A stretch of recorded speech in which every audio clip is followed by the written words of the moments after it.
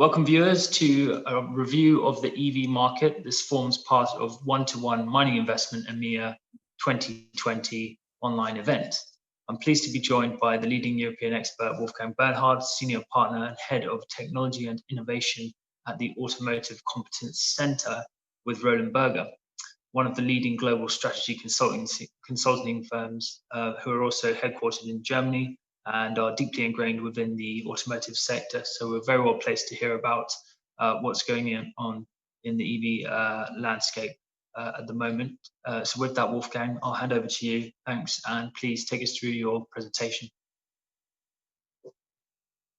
Yeah, happy to do so. Thanks a lot, Adam. Obviously, I would have enjoyed more to join you physically and all the interested people at a live conference, but in any case, I think we can do that also in virtually. So what I'm talking today and what I'm going to talk today is about the EV market and the impact on the raw material demand. Let me first give you a very quick introduction who Roland Berger is. That will only take 2 or 3 minutes in order to give you some background and also to understand where all the stuff that I'm going to tell you comes from. So we are a strategy consulting company that works basically with all major stakeholders in the battery value chain, whether that's automotive OEMs, the incumbent ones, but also the new ones around the world on topics around e-mobility and their strategies related to that. But we work also with utilities and companies in the stationary energy storage sector, and obviously a lot with battery and cell suppliers.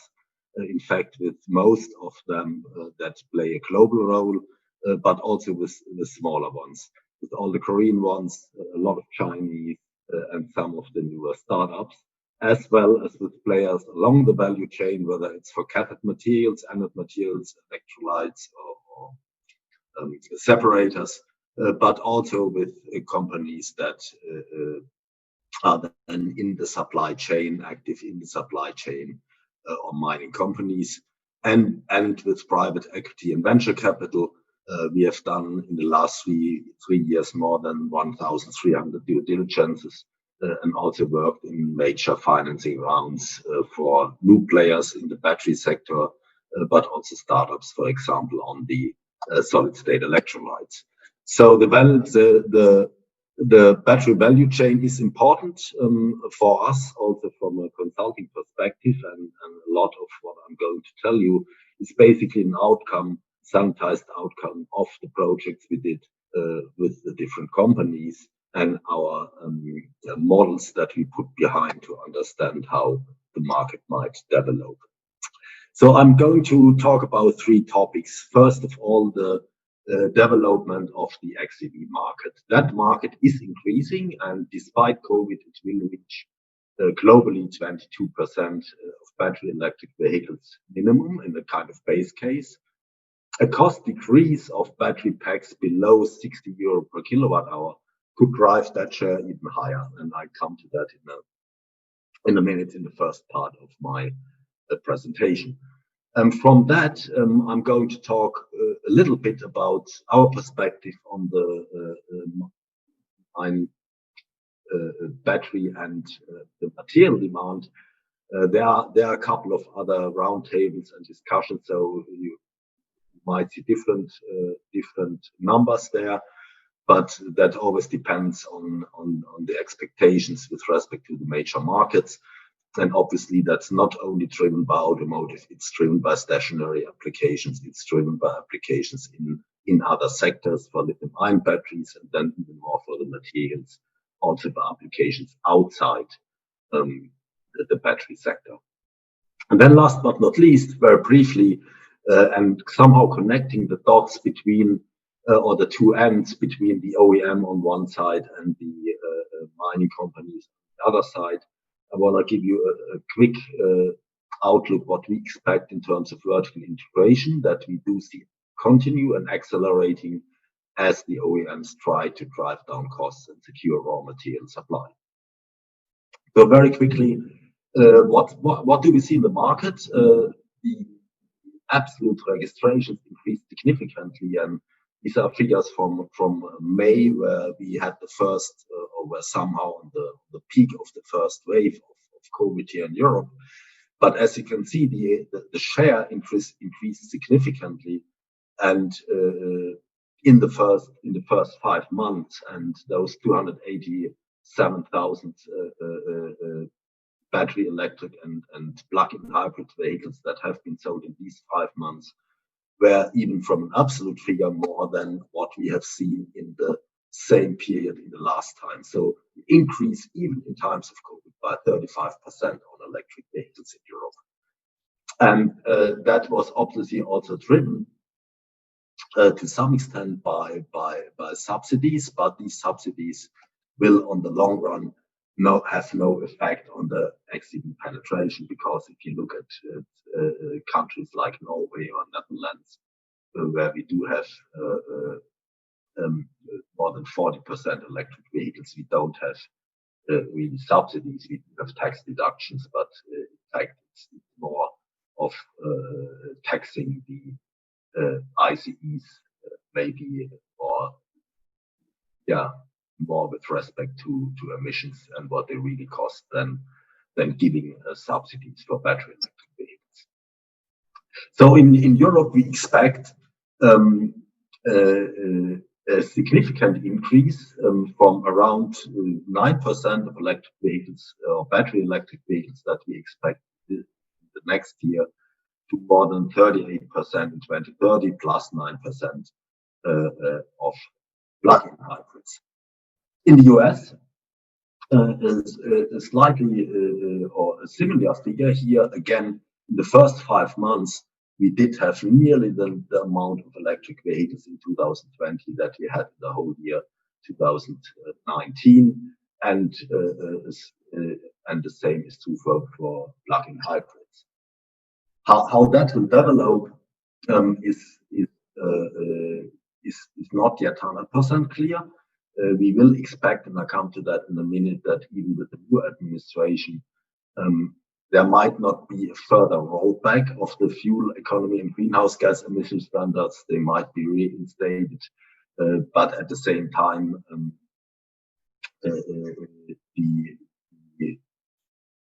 there will be no significant shift in politics, probably on a federal level, simply because of the fact that a new administration might not have the majority in the Senate.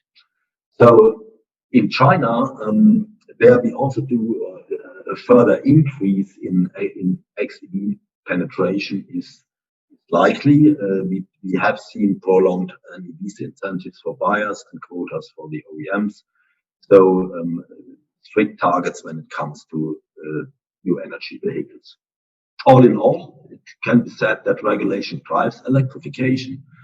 The US is probably at a relatively minor share compared to the rest of the world, even if California, for example, said that they will go to complete zero emission in 2035 timeframe.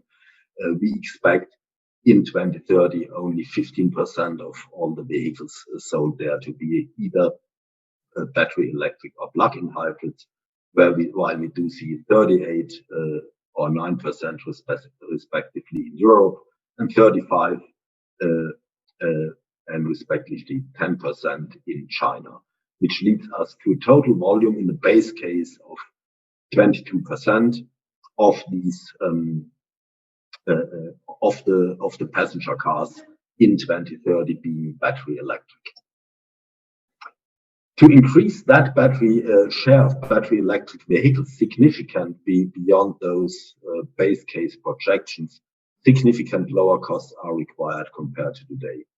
A current battery pack is somewhere between 110 and 140 euros per kilowatt hour. This is the kind of standard calculation we do for, in that case, for prismatic cells and a specific type of pack. That leads us to these 118 euros, roughly 117 euros per kilowatt hour, 81 euro on the cell level.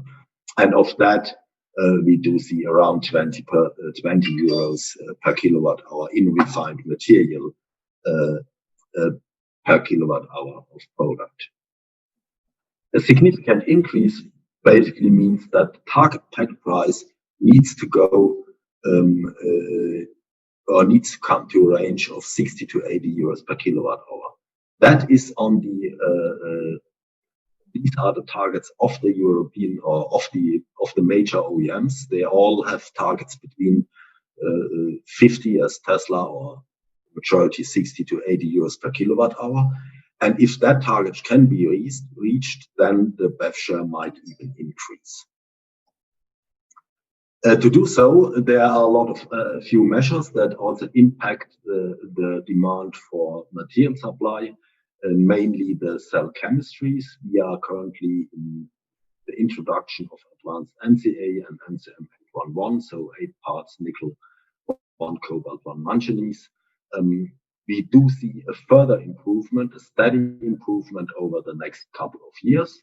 We might see solid state technology in the 2025, 2026 timeframe gradually coming to the market, with introduction of oxide and sulfide based, even anode free or lithium metal coated anodes in first vehicles, but not in a big range. We might see high silicium anodes even before. That has an impact obviously on the graphite markets. Tesla has shown a couple of interesting approaches.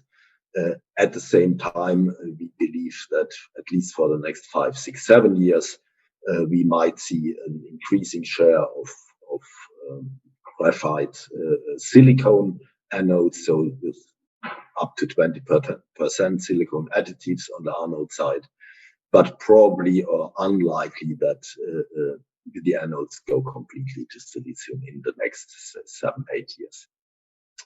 What is and what has changed to what I've shown the last time when I had the opportunity to attend this event is that we will see lithium iron phosphate based batteries being introduced in the next couple of years, also in Europe by European manufacturers. Volkswagen announced that recently. There are at least 2 other companies, 2 other OEMs, and probably more that will introduce that for passenger cars, more for the short ranges. But we will also see it with buses and trucks, and not only in China, but outside China. There is also new technology coming in, again, in the next couple of years being introduced as a, call it in-between technology from a cost and energy density perspective. That is NMX or nickel manganese in a basically cobalt-free form that allows to reduce the cobalt content and therefore also the cost a little bit. And we do see and have seen those cell-to-pack technologies to increase the energy density on a system level that supports also the move towards LFP. Remember, we had those 117 euros and roughly 80 euros on the cell level, 117 on the pack level. LFP can be cheaper. It's only 74, roughly 10 euros cheaper than the cell, similar cell of similar size with NCM 811. Obviously, also with significant lower cost for the cathode material side, but higher cost for the actual cell production because you simply need to produce more cells for the same amount of kilowatt hours. Having said that, we have adopted our perspective on the total market. We are probably relatively conservative compared to what you have seen from others. We expect around 1,800 gigawatt hours in 2030 as a base case, the majority coming from the transportation sector, so from the commercial vehicles, the passenger cars and battery electric, and commercial vehicle is increasing significantly. Not yet clear, and also from the discussions we had, whether this is the majority LFP or the majority NCM. We expect more LFP, much more LFP for most of the use cases, also because of the fact that you have a longer cycle life. As I said, pack costs of 60 to 70 euro per kilowatt hour that might be achievable in the 2025 timeframe will probably increase the EV share significantly so that we can well be beyond 2,000, 2,500 gigawatt hours in 2030.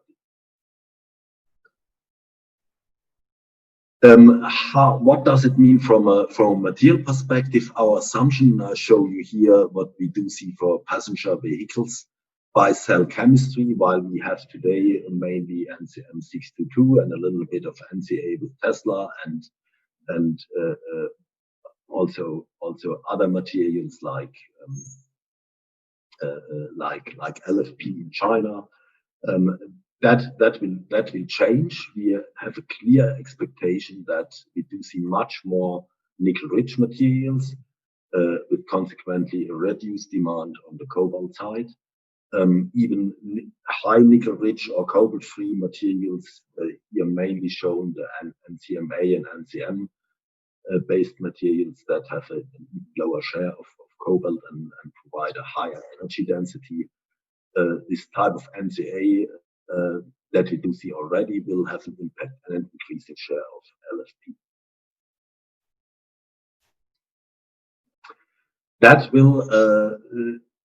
That means also we do have a significant demand. We expect that there is, I wouldn't say a real imbalance or undersupply of lithium and nickel, but it might be tight, and it might not be possible to, or the supply demand will not balance out at the current price level. So while there is a potential for long-term production capacities well over 1,500 kilotons of LCE, also cash costs are higher, and those higher cash costs of new projects likely result in higher costs for balanced supply. The same is true for nickel. Here in nickel, it's all about the question: do we have to use nickel grade 1 or nickel grade 2? Tesla said they were able to come up with modified refining processes, which allows them to achieve a higher purity and can even use nickel grade 2 for high nickel rich chemistries. We believe that's still to be seen, but let's wait. We also see, and that's the gray line, an increasing share of recycling coming mainly in the next years from the recycling of scrap in the production facilities. All the major battery companies that also are building or have already built cell production facilities in Europe, but that's also true for elsewhere in the world, do recycle the yield that is included on the demand side and building to a higher demand, but that is basically directly feeded because of the value of the material, either to precursor or process to precursor material or battery grade metals.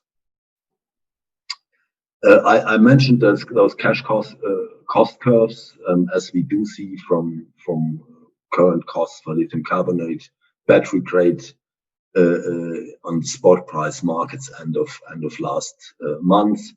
We are roughly around 6,800, 7,000 euros, which is not enough to comply with the cash cost.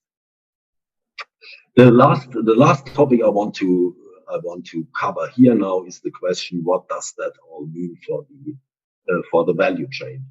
While we had a very clear structuring of the value chain between the mining companies, the refiners, the producers of precursors and cathode materials, and the cell manufacturers, the pack and manufacturers, and the OEMs, that multi-level value chain is going to integrate vertically. And that's being done from various directions. There are the OEMs that already produce often packs or do that together with other companies, specifically in China, and are increasingly engaged in joint ventures or strategic equity, called equity share partnerships with lithium-ion battery suppliers. Prominent example here in Europe is Northvolt, where Volkswagen bought a stake in. Another example is the 3% stake of Daimler in Farasis. the intended stake of Volkswagen in Gotion in China, and cooperation between Total Saft and PSA. All that means basically optimize overall system costs, but also secure supply on the cell level. But it's not only on the cell level, it's also much higher vertical integration upstream towards cathode materials, even to refining, mining, and including the recycling step. And one of the main reasons is that can basically address between 20 and 25% of pack costs, simply because of the fact that SG&A can be reduced. There are quite a lot of synergies. Margins are basically internalized or also even reduced to some extent, because of the fact that obviously sales is secured for quite a long time period, taking into account that typical contracts that are being closed between OEMs and cell manufacturers currently even reach out to 2030 and beyond. So the supplies of cells that are contracted today are in 2032 already. And that means for all the companies involved in joint ventures, a very steady and very foreseeable sales projection that obviously reduces risk for all the players and therefore the margins involved. We do see that already. We do see it mainly by the Asian producers. For example, CATL that has a joint venture with its own 69% subsidiary Prum that is engaged in recycling and precursor production. The joint venture does basically the cathode material production, but it also includes equity stakes in mining and refining companies or offtake agreements and similar contracts. LG Chem, a similar situation for them in China. They engaged in a partnership with Huayi Cobalt. On one hand, a strategic partnership that also resulted in two joint ventures for precursor material, where Huayi Cobalt has the majority, and cathode material, the chem production, where LG Chem has the majority. Gotion, another Chinese manufacturer, number 4 in China currently, also has a very high vertical integration. They intend to do their own recycling. They produce their own cathode materials, and they have a joint venture with the Metallurgical Corporation of China, one of the largest refining companies, and BYD, interestingly, and CFDFZ, which is a Chinese fund to produce precursor materials.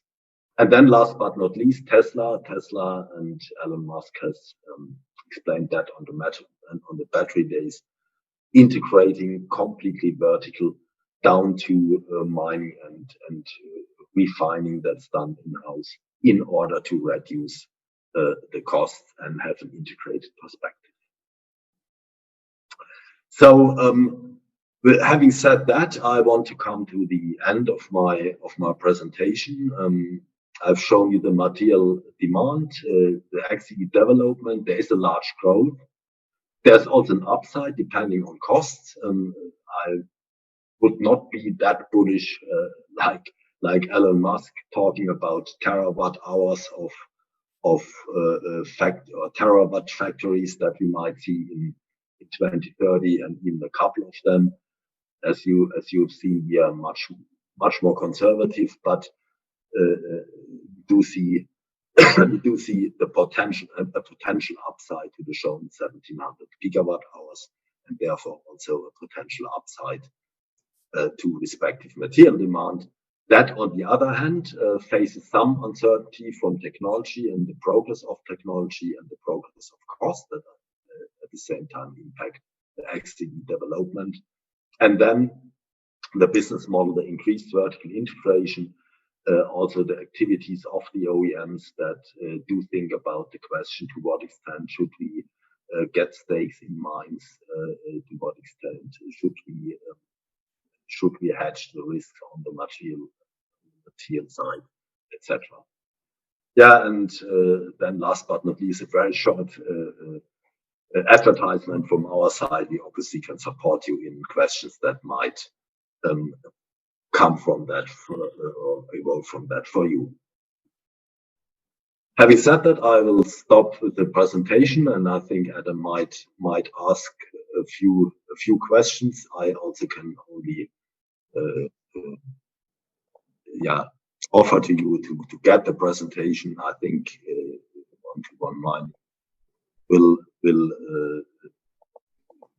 provide the opportunity to download it. If not, then you probably can get it from myself as well. Yeah, absolutely, Wolfgang. We'll certainly make it available, and if anyone inquires, we can put you in touch with them as well. But thank you very much for that presentation. Fantastic slides, really excellent the way it's sort of laid out a lot of the changes that are going on, whether it's with the battery technology side, but also the integration of the value chains. Just a couple of points that I think could be useful for the viewers. Questions from my side. Within the metals that you talked about, that you covered, and you covered quite a nice supply and demand outlook there for those key metals. But which one would you say was perhaps had the most supply side risk in your projections? I know that lithium and nickel, I think, were coming out as slightly less balanced. But which one would you highlight, if there was indeed one that had perhaps the largest risk that OEMs and battery cell manufacturers are thinking, gosh, this is the riskiest element within the battery mix at the moment. We've got to prepare for this. We believe that it's probably lithium.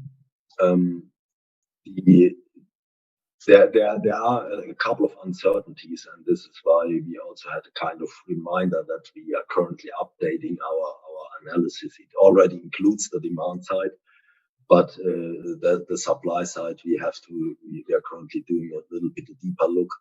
We also I think our projections are more or less in line with some others, but not with everybody. And sometimes we get mixed messages. But what the big question is, obviously, the longer we go out, to what extent is there an appetite to invest in all those projects and drive them to the next stage. We also do see some uncertainty, and I recently talked to one of the cell manufacturers. They will basically, or a lot of them will only invest if there's a real clear committed demand from the OEMs, and the OEMs also face uncertainties. But I would say it's from our perspective, it's lithium. And it's also lithium because of the to some extent of the availability of capacities to do that at reasonable cost. Because there is an interlinkage between cost increase and what's happening. If costs, as I said, if costs cannot be driven down to that levels, then we might see more. Yeah, absolutely. Well, let's come down to that. I had another question that I think feeds into that. The cost of the end product, or at least the cost of the materials that go into it. If we think about the ESG that's going on across mining, but not just mining, the investment trends. Lots of the big pension funds in the UK right now are throwing companies out of their holdings just because they're not meeting certain ESG criteria, and it's mostly on carbon emissions at the moment. Paris Agreement, the Sustainable Development Goals that everyone has to meet. If you are looking for the premium metals, the premium products to go into the Tesla batteries, or the sustainable nickel to go into the Tesla battery, there's got to be an ESG kind of premium there. Does that push the costs up? Is that going to enable the end product of the end cost of an EV isn't really going to come down in the next sort of 4, 5, 6, 7, 8 years? I don't think so. I mean, there's a very clear requirement from the OEMs that the supply chain has to be sustainable. That is already clearly communicated to the cell suppliers. So for the cell suppliers, there's a need to use, for example, only green electricity, and they have also the objective to make sure that all other sustainability criteria like child labor, etc., down the supply chain are fulfilled. Does that have a significant impact on the cost side? We don't think so, honestly, because the question is simply who has what type of power in that game, and also on the companies, the cathode material side, for example, they are trying to or they keep these requirements already in mind when doing their investment decisions. But it's obviously also something that has to be taken down to the ground, in the ground, or from the ground. Yeah, certainly. Okay. But we would not see that as having a very significant impact on the demand and on the demand side. Okay, certainly. Let's come back to the integration of the supply chains and the idea that Tesla's going to own all of the different stages, or not necessarily do the mining, but be heavily invested in the mining. What are the, do you see this being realistic, or something that's quite far down the line? Do you think there's always a risk? You know, I'm thinking back to Ford and the classic example of Henry Ford trying to own metals companies, for instance. Do you think this is a move that the industry needs to go down and will execute on effectively, or are there still a great deal of risks in controlling too much of the supply chain where your expertise really don't lie? Yeah. I don't think that owning all the steps is a sustainable solution. I mean, there is a reason why there is a divide of labor, so to say, between the different steps in the value chain. On the other hand, and that's one thing. The second thing is that the amount of capital required is simply too high. It's already for the cell manufacturers one of the reasons why they engage in these joint ventures, specifically in China, for example, is that they cannot finance the growth and the expansion of their production facilities out of their own cash flows. So that and as a rule of thumb, the cell production or the investments in the cell production facility for 100,000 vehicles that supply the cells for 100,000 battery electric vehicles is more or less on the same level than for the production of the vehicles. Now, if you add on top the investments in cathode materials and precursors and so on, then it becomes pretty much it becomes pretty high. But what we would expect is more like a closer cooperation and integration between the players, and definitely to a certain extent a compression, and that is mainly on the level of precursor materials and cathode materials. We expect more joint ventures there.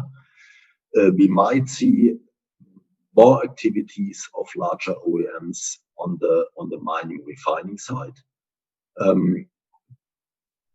But I know from discussions I also have with some of the OEMs that they are not yet clear what the best strategy really is.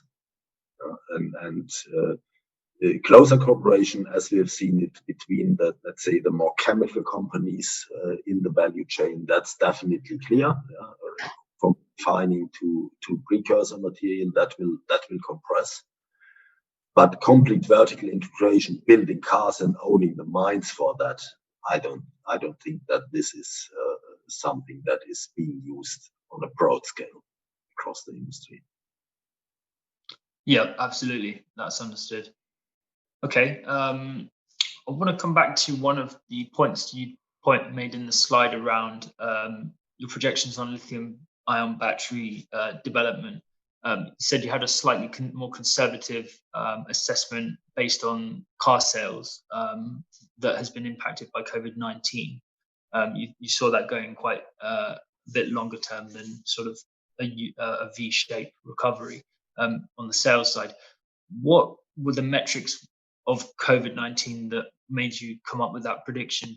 Is it that the government restrictions sort of stopping travel so people don't want to purchase, or is it more the recessionary problems that stop? No, it's basically a kind of recession, and in fact we already our perspective was already that it is likely that we will not see a V shape, but more U, and that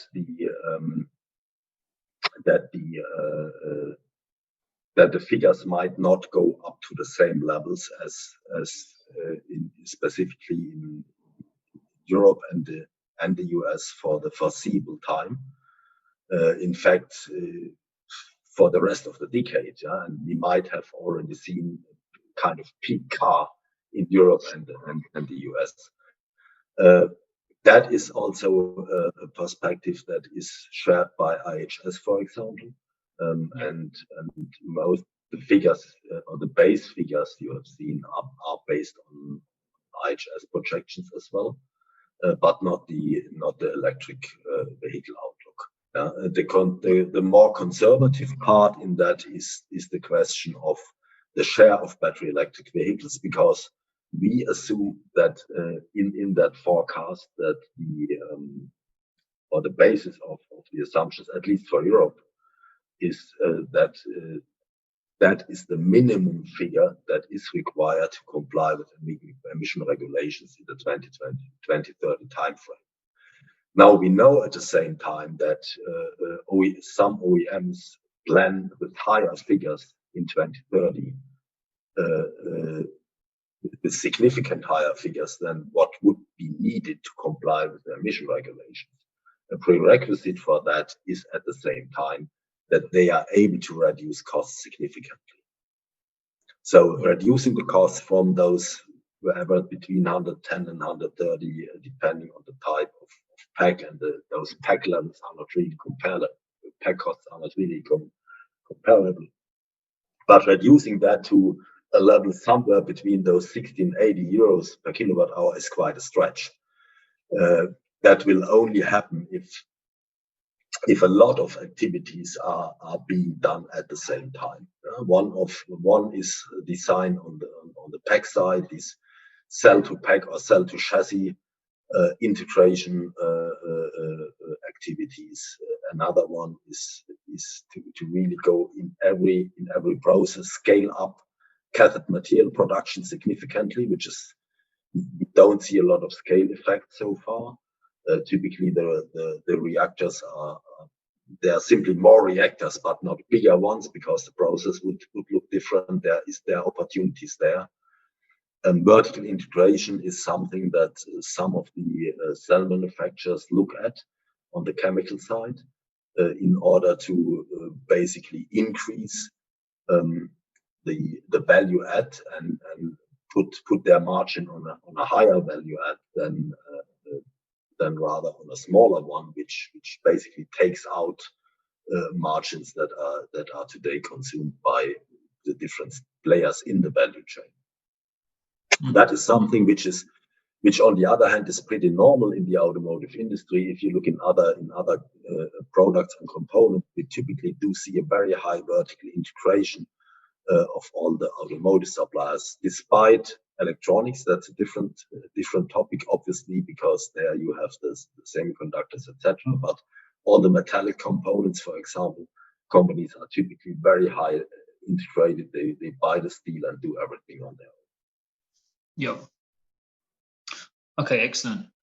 Do you have a view then, which of the EV OEMs is doing the best at the moment? Are there any that you prefer? I mean, is there one that you're particularly excited about at the moment, or is it a case of the European OEMs that are on a similar sort of pegging, and the Chinese OEMs. I would not want to judge on that in terms of best first, but obviously the OEMs have different types of strategies. Some are very clearly betting on battery electric, like Volkswagen, for example. Others, like the premium manufacturers, they go more for plug-in hybrids or also architectures that are able to cater both internal combustion engines as well as pure battery electric propulsion systems. And they have to do that because they do not have the volume to develop a pure battery electric vehicle platform, which would at the same time then mean to reduce the volume of the ICE platforms, and that does not balance out from a cost perspective. There are probably significant changes to be expected in the next 10 years. We do see new players coming to the market. Tesla has very aggressive goals that will, if they materialize, that will reduce the market share and the volume for the premium players. We do have new companies entering the market. Most recently, Foxconn in China that announced their EV platform that could be also a game changer, and their objective is to get 10% of the overall market. We have new players like Lucid, Rivian, etc. for the future that enter the market with pure battery electric vehicles. So a lot will change, and it's a big challenge for the European incumbent OEMs, obviously. Yep. Interesting, but an exciting time nonetheless. Okay, excellent. Well, that's all I had questions for. But Wolfgang, thank you very much. That was really insightful, and thanks for presenting for us for one-to-one mining investment EMEA autumn 2020. Thanks a lot, Adam.